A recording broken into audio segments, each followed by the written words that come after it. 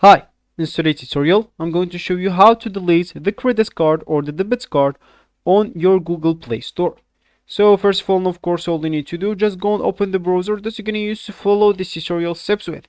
So of course, here in my case, I'm using Brave browser. But of course, in your case, you can use any other browser, could be possibly working for you.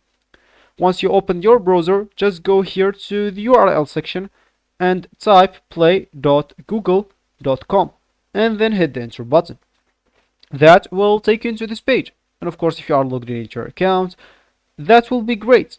But if you are not logged in into your account or you don't even have an account, you will need to go at the top right corner profile icon. For you it will be empty. Just go and click on it and click at sign in with Google. Of course, if you click on it, you'll be able to log in or even to create your account if you don't have one. Of course, sign in with Google will actually prevent you from going through all the boring steps of creating or logging in into your account, and this will be much faster. So once you did one of those two options, you'll find yourself, as we said, here with this homepage, and you'll be already logged in into your account. And as we said in the beginning of the video, you'd like to delete your credit card or debit card on your Google Play Store.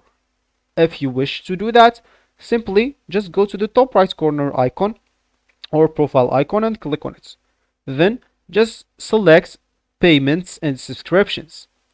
Of course, if you are at another option, make sure to choose this payments method option. And as you can see, for me, I have add a payments method to your Google account. Your payments information is only visible to Google.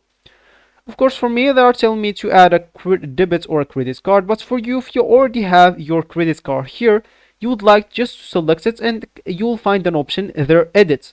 Just go and click at that edit payments method. If you click on it, you'll find like your debit card there, and enter the payments method you want to click at remove. You'll find it right there as well.